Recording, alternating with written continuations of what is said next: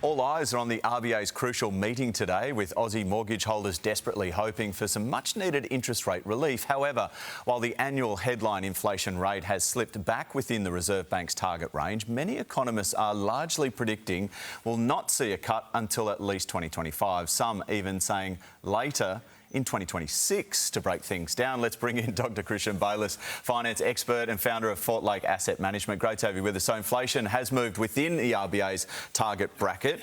Does it mean it will consider today an interest rate cut? Definitely not, I think, Trevo. I mean, when you look at the 2.8% number, that incorporates all of these subsidies, and guess what?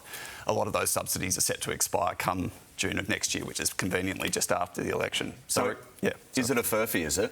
Well, ultimately, there's subsidies there, and they I guess, artificially put downward pressure on inflation, but it ultimately doesn't address the root cause. So it's a bit of window dressing, right. And they do expire, I guess, around May of next year as well.